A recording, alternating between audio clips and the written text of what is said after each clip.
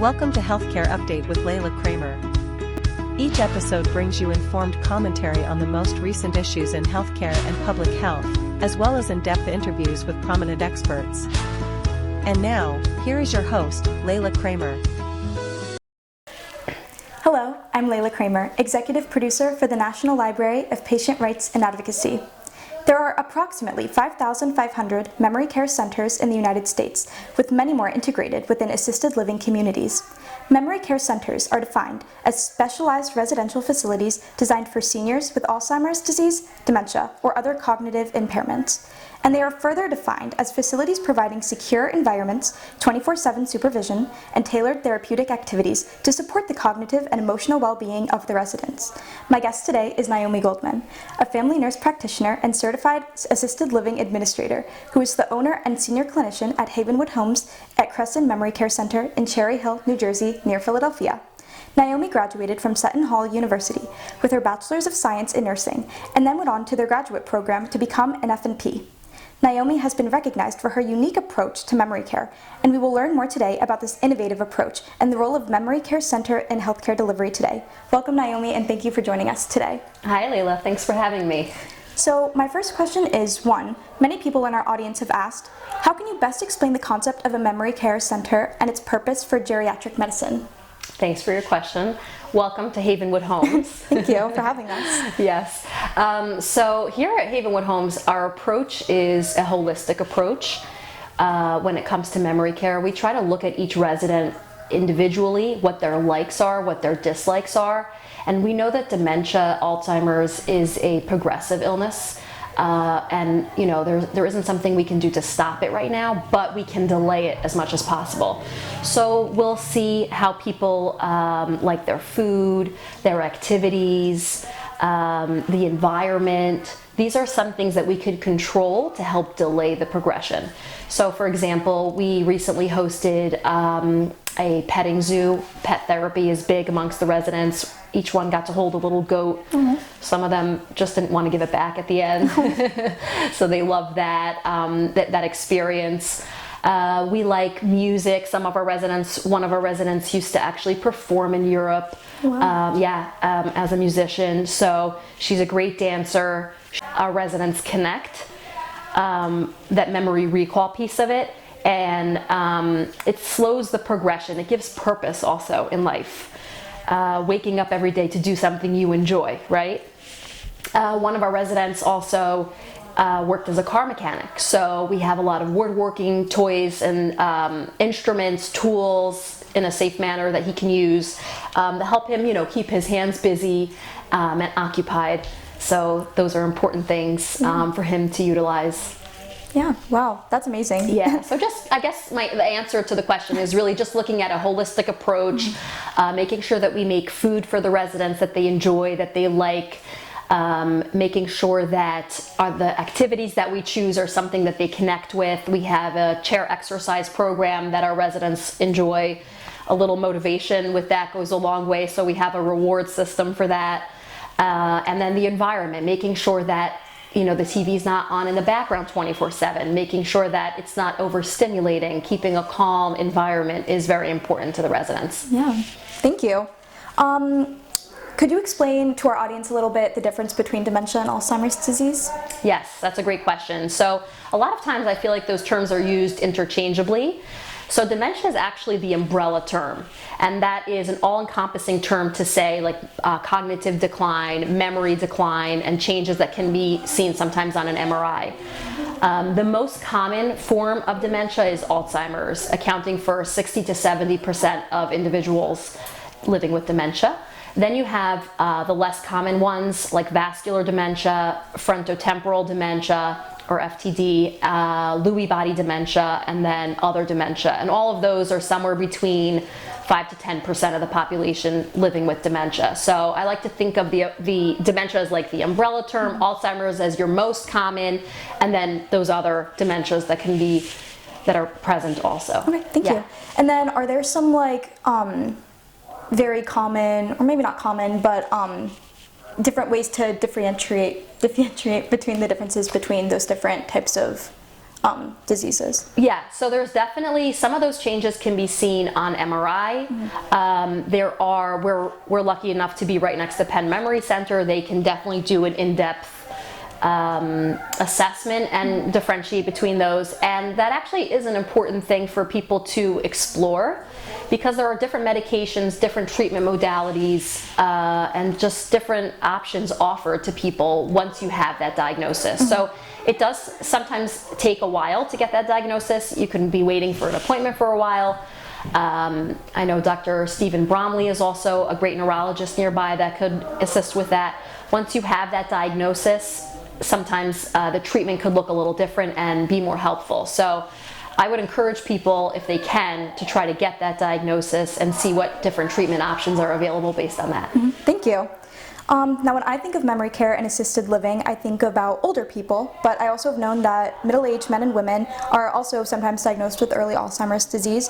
How common is that, and are folks usually cared for in a memory care center with the older residents?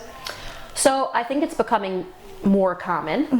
We are seeing residents that are younger, whereas maybe years ago it would only be people of over a certain age. We are seeing individuals diagnosed in their 50s or 60s. Wow. And living with it at home for a number of years, and then ultimately needing more assistance than that is able to be provided at home. And so they do join us here at our memory home, and we're happy to care for them.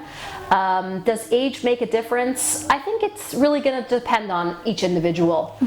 They obviously do have something in common with our older residents. Sometimes they're more physically able to do, more things than our the older residents. But they have that common thread of that dementia diagnosis, and that's what we're here to help with, focus on, and just assist in any way we can to, keep them comfortable, keep them happy, provide a purposeful, meaningful life. Yeah, thank you.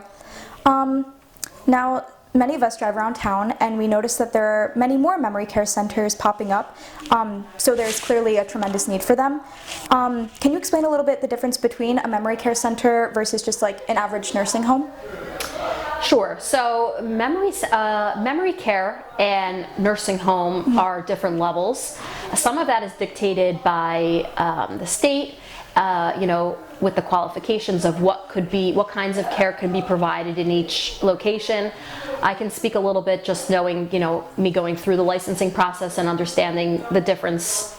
Provide nursing, 24/7 nursing care. So for example, if somebody had a trach or a peg tube, a feeding tube, or very deep wounds or something like that, that would be a nursing care, long-term care, qualification, I guess. And then I would also say not all memory care homes are created equal. Some homes can handle different diagnoses or different presentations, and some do not. So it's really just going to depend on how each home is set up. I would encourage people to explore different options. If you were told an admission is not appropriate for your loved one at one memory home, it doesn't mean that all memory homes and all memory care centers are not going to be an option. They very well may be. It might just be that specific one. Yeah. So I would encourage people to look at, I think 3 is a good number. You take 3 memory care homes or assisted livings, or 3 long-term care facilities, and kind of look at the differences. Just because it has that qualification or that certification doesn't mean that they're all the same. So doing your due diligence and kind of understanding what the differentiators are is important in this process. For sure. Thank you. So when you conceived Havenwood Homes at Kresson, you did things differently than most owners might have, and you've been recognized for your achievements. Can you please tell us the story behind your model of care and why families are finding it attractive when seeking a memory care home? Sure. I like to think Havenwood Homes is how care used to be. I like to think that it's more individual, just the sheer size versus a bigger home, definitely contributes to that. But it's also a more of a personal touch. So all of our residents here, their families have my cell phone number. They can call or text me with any concerns. I'll text them photos of things that we're doing throughout the day, give them updates as to what's going on. I think it's more of a home-like feel. It's what I like to think of as a soft landing between being at home or going to maybe a bigger facility, which may be overwhelming, especially for somebody with this diagnosis. And then our families also create community with each other. So they have each other as a support, and they see each other at, multiple events that we host. Mm-hmm. We have our upcoming Mother's Day brunch. Mm-hmm. So they'll come in, they have each other as a support system. Yeah. I do think that that's important. And we treat our residents like they're our family. My daughter recently celebrated her 5th birthday, and she celebrated it here. Aww. Yeah, she came in, everybody sang happy birthday to her. They made her cards. Aww. She cut the cake and handed it out, and I mean, she loved it. She had 2 parties, one with her class and one here. So it's just creating those special relationships. Yeah. My son loves to sing, so on his days off, he'll come here and do a little performance for the residents. Mm-hmm. And they love it, and honestly it's great for his self-confidence, yeah. To have that opportunity. Yeah. So they know our family well, and we love them just like they're our family as well. Oh, that's so great. Yeah. So my last question is, could you please share with our audience some tips on finding the right place for a family member? I think it's going to be dependent on each person specifically. Yeah. I would say if you're looking for a place to place your loved one, I would try to write down or come up in mind, like, what are those 3 most important things to you? Mm-hmm. Is it environment? Is it location? Location is big. If you live very far away from somewhere, even if it's fabulous and you can't get there frequently, that's going to be, a factor. Cost, of course, mm-hmm. is going to be a factor. What is the feeling you get when you tour the facility? Do you feel, do the other residents look happy? Are you able to speak with other family members there and ask them what their experience has been? That's a good indicator, I think, of how things are going. I would say come up with a list of 3 most important things and try to be upfront with a facility when you're going, letting them know how your loved one is experiencing things so that they can best accommodate you and let you know if it's something they can assist with. Yeah, thank you. Yeah. Thank you, Naomi Goldman, for being my guest. This has been a very interesting conversation. I am Layla Kramer with the National Library of Patient Rights and Advocacy. Thank you so much for joining us. Thank you, Layla. Thank you.